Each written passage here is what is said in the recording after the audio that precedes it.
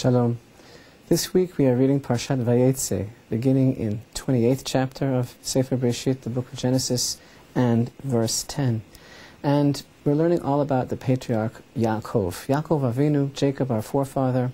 You know, each one of the patriarchs is such a different personality, each one from the next, and there's so much that we learn about the development of the people of Israel through the history of the patriarchs. As we know, the Torah is not about history, it's about our lives today. And that great principle, Maaseh Avot Siman Lebanim, that which befell the fathers is a sign for their children today. So we've been reading about Avraham, we've been reading about Yitzchak, and now we read as Yaakov flees from his brother Esav into the clutches of Lavan, from one trouble to the next. And this incredible parsha with so much happening, Parashat Vayeitzei, this is the beginning of the foundation of the establishment of the people of Israel. And it's amazing how each one of the patriarchs is so different. Avraham, Abraham is all about chesed, about this overwhelming quality of loving kindness, and of course he is the one who was the master teacher, spiritual mentor for the whole world, brought the message of the one true God to the world. Yitzchak identified with the gvura, with the aspect of awe of God, very passive, doesn't speak very much, never left the land of Israel, the one that was bound on the altar. And Yaakov, who had really so much aggravation in his life, who had to deal with so many external foes, who had to deal with so many different forces and had so much aggravation also throughout his life relating to his own children as well. And it's interesting how Hashem dealt with each one of the avot in a different way. And there are so many lessons to learn from each one of the patriarchs. And it's really part of the lesson is that we can never really just rely on what our fathers taught us. Each one of us has to discover who Hashem is on his own. And in the daily Shmona Esrei prayer, which we recite every day, the Amidah, the Shmona Esrei, the prayer of the 18 blessings, we say, "Blessed are you, Hashem." We say, "Our God and God of our fathers." Elokeinu ve'elokei avotenu. Our God and God of our fathers. The God of Avraham, the God of Yitzchak, and the God of Yaakov. And one of the famous questions that's asked is, if we say that He is the God, our God and the God of our fathers, then why do we have to specify the God of Abraham, the God of Isaac, the God of Yaakov? And one reason is because of this very thing. Because Abraham did not learn from his father.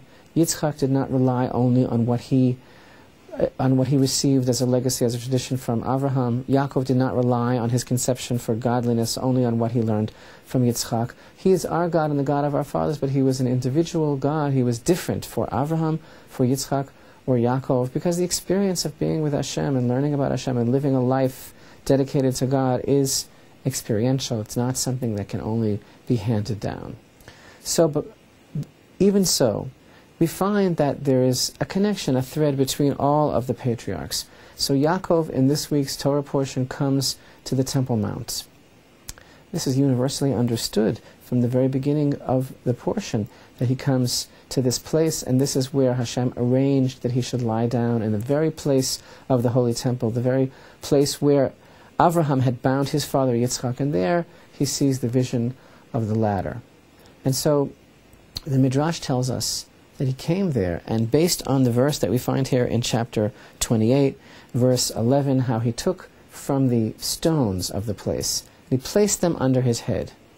You know, we always emphasize that when we study Midrash, that the words of our sages are so poetic, and they're so potent, and they have so much portent also. They're so loaded with meaning on so many different levels, and our sages employ poetic license and allegory and metaphor in order to drive home deep psychological as well as mystical principles and understanding of life, and not necessarily literal. So we always need to hone our skill when we study the beautiful words of the oral tradition, the Midrash, to try to understand what is the lesson that our sages are telling us. So based on this concept, this verse that tells us here in verse 11 that Jacob took from the stones of the place and placed them under his head, we find that one Midrash tells us that he took from the stones of the very altar upon which his father Yitzchak had been bound. And those are the stones which he placed under his head. And that is such a beautiful idea in itself, although not the main thing that I wanted to tell you, but that is such a beautiful idea because it's this concept of continuum. In other words, the great watershed event, the landmark in the history of the Jewish people is Akedat Yitzchak, and it changed everything forever. Our conception of how to serve God, our conception of dedication. Avraham bound Isaac on the altar, and Yaakov, who is really in many ways the beginning of the establishment of the people of Israel. He has his 12 sons. What was his participation in Akedat Yitzchak? He got left out. He might look at that event and say, my father was tested, and my grandfather was tested. And what is my relationship with Hashem? How can I do that kind of kinyan? How can I make that kind of acquisition and show where I stand ready for God? And so Yaakov took from the stones of the place, of the very altar upon which his father Isaac had been bound, and placed them under his head to make kind of a statement that he is also there, that he's also participating in that event, that he also is ready to carry that through, as it were, that he is also part of the legacy of the binding. So that's one midrash, that he took from the stones of the very altar of Yitzchak, and those are the ones that he placed under his head. Then there's another midrash that tells us that he took these stones and he made a type of shelter around his head in order to protect himself from the wild beasts at night. Now, Yaakov, who is the archetype of the patriarchs, who is the very image of the beginning of the tikkun of man, do you really think that he was afraid of being mauled by wild beasts on the side of the holy temple at night as he lay his holy head down? I mean, another midrash tells us that the stones themselves were arguing over upon which stone would this tzaddik lay his head. That's why we find later that even though now it says he took from the stones, it says when he woke up, he took the stone and he poured oil over it, because they all unified, because they all were fighting, as it were, who's going to host the head of this righteous person. So whatever that means, it's obvious that Yaakov was not really concerned about being mauled or being attacked by some wild beasts. But yet, again, the midrash is perfect and exists on such a rarefied level of symbol and metaphor for us to understand that there's no contradiction between any of these descriptions, that yes, he took from the stones of the altar of Yitzchak, and he also put something around his head to protect himself from wild beasts. And I'm thinking of two other psukim. One we had earlier in Parashat Vayeitzei. When Avraham came back from the Akedah, from the binding, we find there in verse 14, chapter 22, the verse that tells us, and Avraham called the name of that site Hashem Yireh, as it is said this day, on the mountain Hashem will be seen. And I'm thinking of another verse that tells us earlier regarding the announcement of the birth of Yishmael. In chapter 16 and verse 12 we read, and he shall be a wild ass of a man, his hand against everyone's and everyone's against him.